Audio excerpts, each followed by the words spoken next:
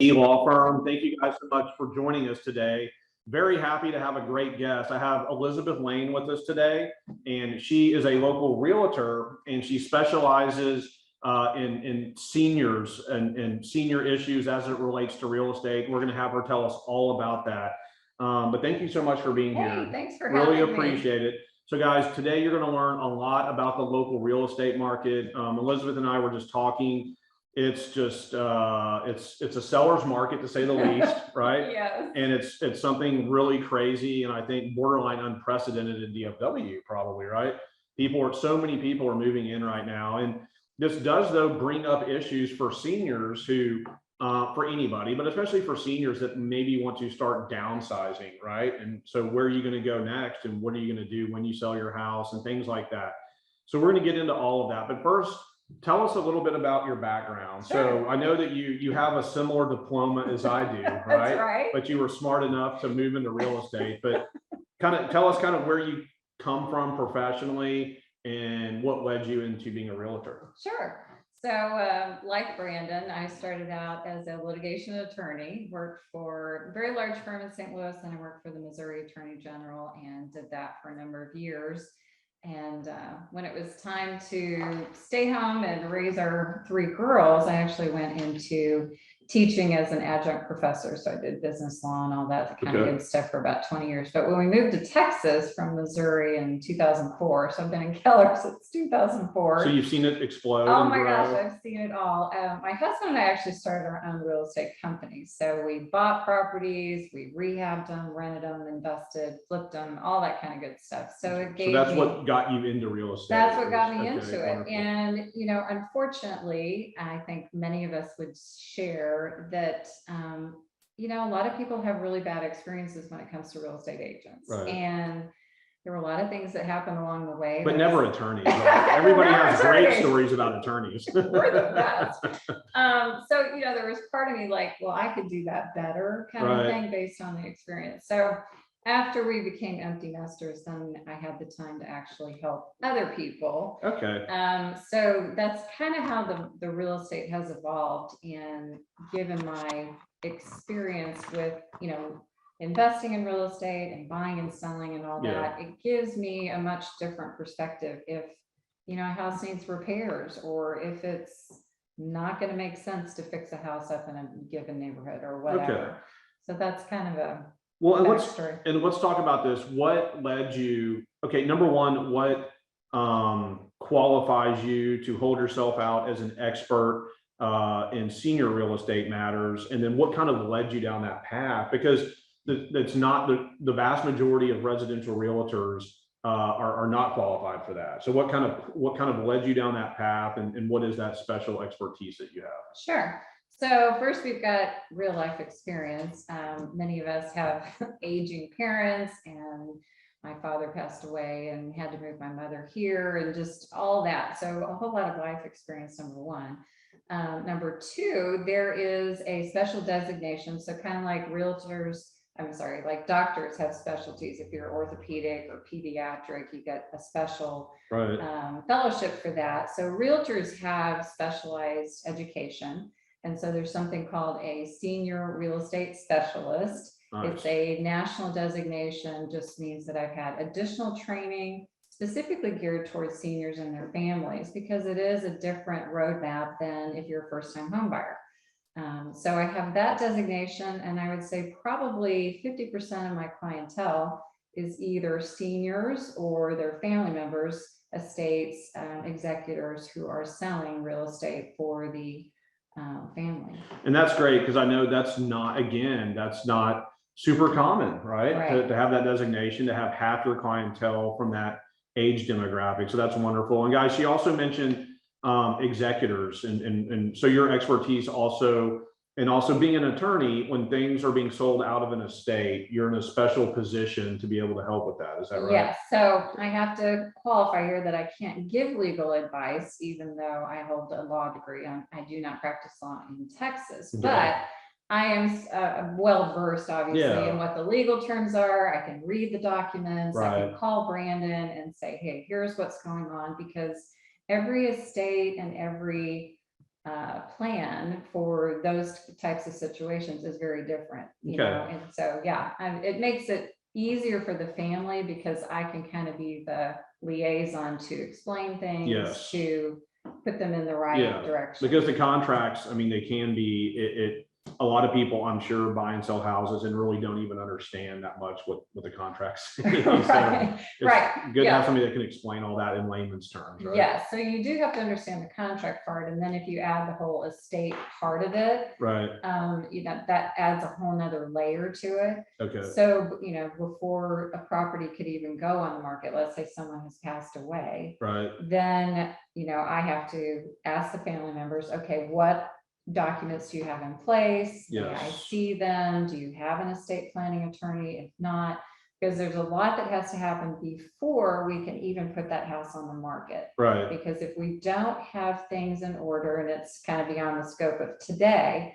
but just to say that there's a lot of legal things, yeah, Brandon, that, you know, has to happen before that title can actually be transferred. yes. So, And it's good for you to have that background because some realtors, unless they're just very, very experienced and they've seen everything in the world, they've been doing it 30 years. A lot of realtors, they don't know what to do. I mean, they might say, hey, I know you need to see an attorney, but Right. they don't know much more than that. Right, So exactly. And I kind of refer to it as, you know, it's like a football team and I'm kind of the coach, right? Right. So we have a playbook, right. but depending upon your family situation, Yeah. what's happened, what documents you have, the game plan might change, but we Okay. usually need to have special teams, right? Yes, So right. Brandon's the special team on estate planning. We need to have the title company. They're the special team to make sure what's happened with the title to the property. We have to have that researched. Right. You know, there might need to be an estate sale. There might need to be other people involved. We might have to have an appraisal before it even goes on the market, which is actually happening in one of my cases right now. So let me ask you this. Do you feel like, do you find yourself sometimes as you're going through this process with clients, whether you're representing the seller or the buyer, you know, forge, like I do oftentimes, I kind of establish a connection with a lot of my clients and learn a lot about them. And do you find yourself doing the same thing as a realtor? Definitely. And that's probably one of my favorite parts about the business is for me and my husband, I refer to him as the first assistant because he helps me. He helps me with a lot of things, but we genuinely become very close friends with all of our clients and we're still in touch with all of them, you know, because their needs do change. But Oh, yeah. I'd like to say that, yeah, we've become very close Good. friends. And then can you give us an example, a recent example of you helping a senior, something that you practically speaking that you've done in the last couple of years in terms of helping a senior relocate or downsize, things like that? Sure. I had a Southlight client who her husband had passed away, so she was a widow, and she was finally ready to downsize. She Okay. had a 1 acre lot with a house. The house wasn't too big, but it was beyond what she needed, and she was ready to downsize. And she had a very specific wish list. So we sat down, made a wish list of what she would like in a new place. Okay. And you'll laugh when I tell you this is right when COVID hit. So we had to factor all that in trying to see properties. But the other part of the wish list for me was to say, okay, how do we want to make this move happen? Do we want to buy first? Do we want to sell? And if we want to buy first, then how are we going to purchase the property? Yes. So what happens a lot, and what happened with her is, we actually had her do a home equity line of credit. Okay. That gave her enough cash to buy the new house. Okay. Okay. So she was able to buy first because she didn't want to have people coming into her house, Right. when we put it on the market. So Or have to go to a halfway house, right? yeah, Midway especially now that house. it's crazy. So, Right. you know, I helped her look at all the different financing or options for her to buy first. And then, you know, it took us a few months, but we were able to find exactly what Okay. she needed. And then let me ask you a question, and I want to ask it to you from two different standpoints. What are some of the most important things if you have a senior who is looking to sell their property? So they're going to be the seller. What are some of the most important things that you think they need to know right now, given today's real estate market here in DFW, and given the fact that they're a senior? What do you think is important? Well, the first thing I think I would tell the seniors is please reach out first before you start doing any improvements or start making any plans. Because remember, we really need to have that game plan. So I encourage everybody to reach out, even if you think it might be a year from now, it might be 6 months from now. It's kind of like what you preach on estate planning. It's never too soon to make the plan. So I encourage the senior to reach out. Why? Because then I would ask the questions, what is your plan? Are you downsizing? Are you moving out of state? What is that going to look like when you sell it? Right. When do you think you're going to sell it? And then I would take a look at the property and we'd have a conversation. I know a lot of seniors are concerned about, I'm not in good health. I haven't been able to take care of my house for the last few years. It's not up to date. Yeah. And so I like to first tell everybody, just relax. Let me take a look at it and we will decide what's the best plan for you. Okay. So the good news in this market, if you said, I don't want to do anything, I would say, great, we can make that happen. Yeah. So let me ask you about that. So actually just yesterday, I was talking to some clients.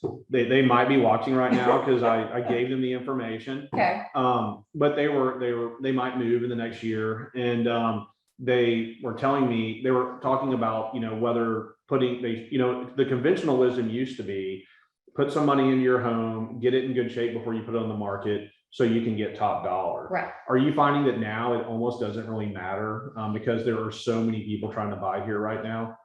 Well, so to get top dollar, some strategic improvements will definitely increase the value of the property. Okay. But can you sell it without making improvements? Where in the past, typically, it might take months. Yeah, it might take months. No, I mean, I'm seeing anything and everything on the market, and it's still selling. Now, part of that is if you have a house and it has some needed or deferred maintenance, needs some updates. Right. As long as the house is priced appropriately, okay, you're still going to get multiple offers. It's still going to sell for, more than the list price.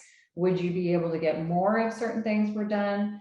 The answer would be yes, but again, it would still be strategic. So, I hate for anybody to spend thousands of dollars and then turn around and you're going to sell the house, quickly or, whatever. So that's why we need to have. But the bottom line is though, if you just want to sell as is, whereas in previous years, it might have taken a while, you are going to get a buyer quickly. I am going to get a buyer. Okay. Yes. Priced appropriately. Yes. Okay, right. Yeah, of course. Yes, of course. Okay. Now let's talk about if we have a senior buyer. Yes. If you have a senior who comes to you that wants to purchase here in DFW, I have tons of clients who have moved into DFW in the last, let's say, 5 years, who are following kids and grandkids who have maybe their corporate relocation for their kids, Yes. and they don't want to sit in Illinois or Michigan or, Rhode Island and when they could be in Texas with their family. So what advice or tips would you give to the senior buyer right now? Sure. So senior buyer, if you're coming here or live here, number one, I would say we need to make a plan sooner rather than later. Right. Because this is a theme, by the way. Yeah, it is a theme, but it's true. The inventory is so low, it's not getting any better right now. So most seniors want to have a one-story house, right? Those are really hard to come by. And if one comes on the market, everybody wants it, particularly ones that are already fixed up. Okay. So there's competition. So if you have time on your side to shop for exactly what you want, that's better. And then we're just seeing the appreciation for the houses go up considerably. So last year on average in the Metroplex, we had over 20% appreciation. Okay. That's a lot. That is nuts. Right. Yeah. Number two is if it's possible for you to be a cash buyer, you are going to do better in the market than if you need to finance. And I realize that's not an option for everyone. Right. But, and then again, we would have conversations about options for you, but we're seeing multiple offers that include cash buyers. Okay. And let me ask you this. So if somebody, like around my generation, your generation comes to you and says, hey, my mom or my dad or my parents, they need to downsize. We do want to buy though here in DFW. So we want to downsize their DFW home, buy a new property in DFW. And I'm basically going to be helping them. They're relying on me to kind of guide them through this because they just don't want to deal with it. They haven't sold a house in 37 years, you know? Right. What advice would you give to that adult child who's Sure. kind of leading the charge for the parents? Right. Well, and I have a case like that right now. The adult son reached out to me and said, hey, my mother is a widow and we need to sell her house. And so I need your help. So again, we're a team and we're talking about it together. So, first I have to understand what their needs are. Right. And, I want to be very careful that the senior and their family have kind of thought things through, because you never know if their health is going to deteriorate. So you preferably want to have a 1-story that's not too big for them to maintain. Yeah. So for example, it wasn't my client, but another agent had a client moved here, senior. Okay. She buys a 1-story house in North Richland Hills, just down the road. Okay. She bought it in December. And I don't know her age, but she's already realized it's too much house and she needs to change again. And I never want that to happen. Yeah, sure. So, we also want to think about. That's a lot of putting stuff in boxes. Right. And just the cost. And we want to make sure that logistically where we're buying is going to be in close proximity to the adult. Yeah. Because if health declines, you need to check on them, be available. So we talk about a lot of different factors, and then we go look for exactly what's happening. Now, let me ask you this, and this might just be my perception, and this might be completely wrong, but it seems like to me that here in DFW, we have a lot of options, and including places that are being built as we speak, places that have just been built, plans that are in the works where they've bought the land and they're going to be building for senior living, but as rentals. Okay. It seems like there's a lot of really good senior rental options.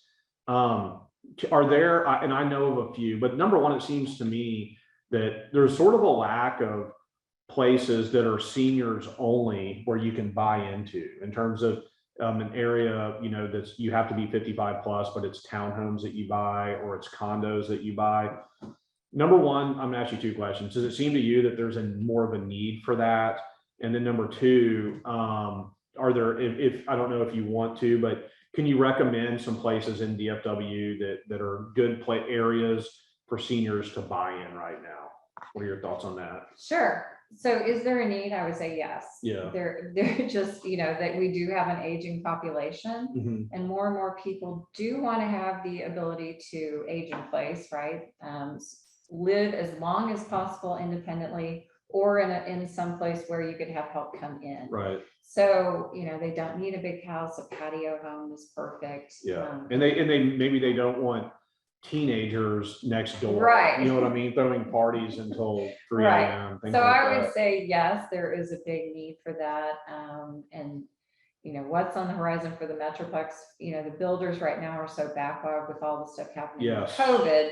I couldn't even tell you if there's specific communities. We've got Robeson Ranch up the road, and it's 55 and older, and they have water meter right down the road. In fact, I have a client there right now that's in one of the villas, not the apartment. So I think that builders and the senior communities are trying to do that. Okay. But the cost of land here and everything else, and then their buildings delays. And I'll just say it as an aside, guys, just a little bit of, this is my estate planning attorney brain speaking, but something that happens a lot, that I see a lot, is I have a senior come in, we're talking about their estate plan, we're talking about a plan for long-term care in case they have to go into a nursing home. Under Texas Medicaid law, your homestead up to $595,000 in value is exempt from the Medicaid calculation, meaning Texas is not going to require you to sell your home and spend all the money before Medicaid will pay for your care, which is great because it allows a lot of seniors to leave some kind of a financial legacy behind to their kids, right? I have so many seniors that say, oh, I sold my house 2 years ago and I moved into this great senior living apartment and I love it and I'm happy and it's good for me. But the problem is, that $400,000 they sold their house for, or whatever it may be, is now exposed to Medicaid. If they have to go into care, they're just going to have to start writing checks, and they're going to have to spend all that, or the vast majority of that money down. So guys, I definitely recommend to seniors, when somebody comes to me first, is let's try and buy somewhere. If you're going to downsize, let's look to see somewhere that you could feel comfortable buying, either a exclusively senior, townhome or condo community, or something that where maybe it just so happens that I know some areas that I've heard of where a lot of seniors live in those areas, right? Even though it's not exclusively seniors. Right. But that's something that Elizabeth can help you with. She's a senior specialist, so she'll know kind of the movements there, so that you don't just put all, go into an apartment, and then if you have to go into care, you have to spend all the equity down that you sold your house for, or also don't want to end up next to the 19-year-olds throwing parties in the backyard every Friday and Saturday night. So, Right.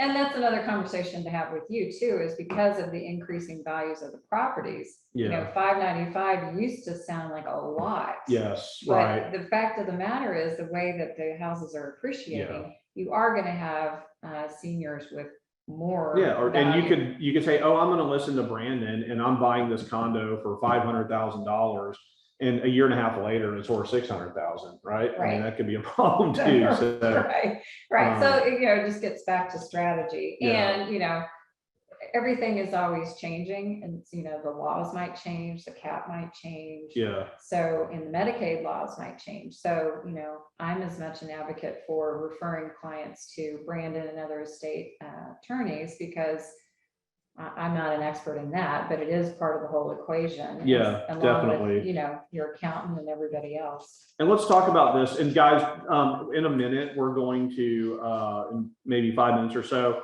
we're going to have a question and answer. So get those questions ready on the Zoom apparatus. I don't know what it's called. There should be a couple different areas where you can type in questions.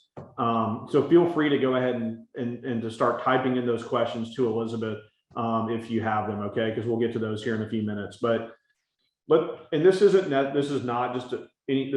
definitely not something that just impacts seniors, but it can, and it impacts all of us. What are you seeing with new builds? I mean, have building new homes in DFW, has that come to a complete standstill, or has it dramatically slowed down?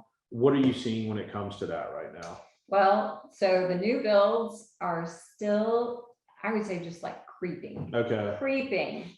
Part of it they just had on the news last night that, I think it was investigation into city of Fort Worth and then building permit delays, right? So you have delays because of COVID, you have delays because of supply chain, and it's still continuing, unfortunately. So for example, right now, and every builder is different when they will release a house. A lot of them right now will not release a house to sell until the lumber has dropped. Number one, because they have to know what the lumber price is. Okay. Then they have to know what all the other materials are. So they can't even give you a price, and they won't even put it on the market until that. Some of them will wait until the framing is done. Makes sense. But it is slow and super slow. Even though a builder, so I went to one the other day, she had 6 houses she could sell, but the builder is limiting her ability to sell to like 2 a month or 1 a month. It's just crazy. So what used to be, like, if you couldn't find something in the market, and you said, Elizabeth, okay, I'm tired of looking, let's go get something new. Yeah. That used to be the easy solution, but that's no longer the case. And now we have wait lists for new builds. You can't pick out your finishes. I mean, it's really kind of crazy. And let me tell you though, what that does that is good for us property owners right now is it just increases our value. Now it makes it harder for buyers to come in, right? From out of state, because they're stuck with existing inventory as opposed to just new subdivisions popping up, like has happened in Texas in the very recent past. But now, if we're not just, building out Northern Collin, Northern Denton County like crazy. They're coming, they're there and they have plans. It's just, they're not going to have 100 houses next month. And I guess the issue is, number one, supply chain, and number two, cost. It's kind of both, right? It is very much both. And so a lot of my buyers, doesn't matter your age. If you say, this is what I would like, and I would really like to be in this community. Well, if they're not going to release a house are not going to have any available for, let's say, the next 3 months, the builder will tell you it's most likely going to increase $10,000 to $20,000 a month. Okay. It's really kind of crazy. So you might be priced out of that neighborhood by the time something is available. Okay. And so let's pause for a minute here. And okay, so we're live and we've got some folks watching here. And then this is also, we will put this out on, I don't know, social media, things like that. It'll be We're not the experts. It'll be places on the intranets, right? But we want everybody to know, whether they're watching now or in the future, how to get a hold of you. Sure. So why don't you let them know the best ways to get a hold of you? Okay, so you can find me on the internets. Just, you can look up Elizabeth Lane, that's Lane Realtor. So I'm on Facebook, I'm on Instagram, and you can also find me on YouTube. If you reach out, I have an email, hello@elizabethlanerealtor.com. And you can reach out to me, and then we can schedule a no obligation consultation, just kind of like Brandon does, so we can talk about your situation, make a plan. But that's the easiest way to get a hold of me. Okay, and guys, let me just tell you real quick, since I'm actually looking at it. So it's www.elizabethlanerealtor.com. That's the website. That's the website, or elizabethlane.jp, capital J, capital P, capital A, capital R.com. And then she gave you her hello@elizabethlanerealtor.com, and she's on social media. So, and like Elizabeth said, you know, if you're even starting to think, well, not that, okay, I need to sell my house, I'm going to do this now. But if you're starting to think, you know, in the next year, I may need to downsize, do something different here, go ahead and contact her now so we can get a game plan, get your ducks in a row, and we're not just rushing through things. So, but now we'd like to open it up to any questions. I've got Crystal on the other side of the computer here. Crystal, are there any questions for Elizabeth? Elizabeth, what is your opinion of using staging? I see dozens of houses that are obviously not staged, but they still sell in a very short time. Good question. So I'm all about staging, but it, you know, again, it's kind of the strategy there. So I've had completely vacant properties that I just go in and do a few things, because from a picture standpoint, would you rather look at an empty room or, you know, a few things in the room? So I do stage the houses. I usually try and use whatever my clients have, or sometimes it's just editing, taking things out of the room just to make things look cleaner so people can visualize what the room is.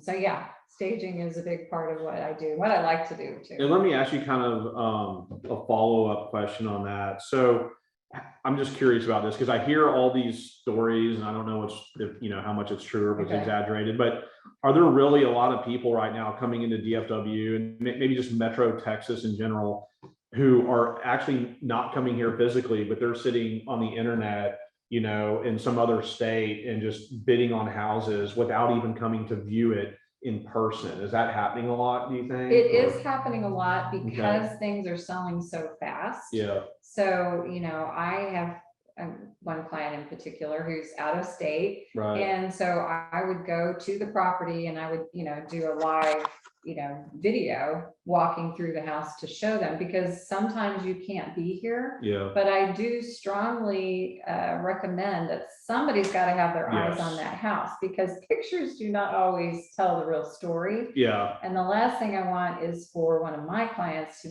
be just blindly making an offer. So I go there, I will tell you, okay, there's cracks in the ceiling you can't see, or, you know, whatever. And that I've heard that same thing, that people, you know, obviously you can put lipstick on a pig in pictures and it kind of comes out okay.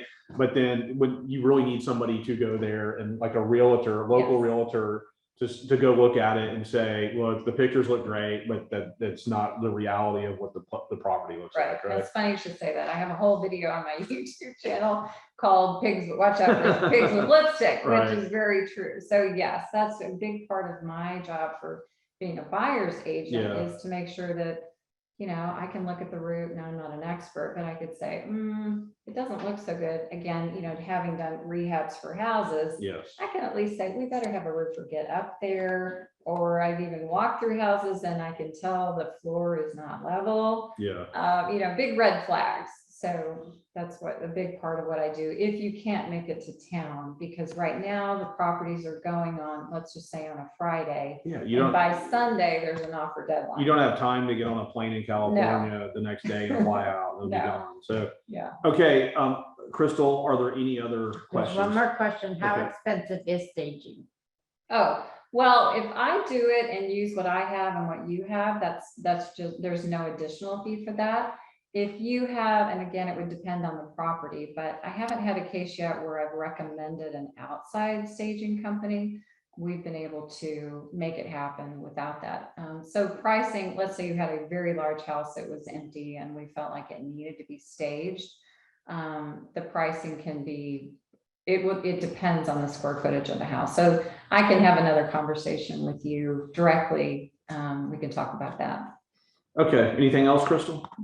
All right. Well, thank you so much. Hey, We thank really you. appreciate it. Appreciate That was some great information. And I want to encourage you guys, if you are thinking about selling and or buying a home here in DFW, please reach out to Elizabeth and she'll be a great resource for you. Thank Happy you to so help. much. Thank you.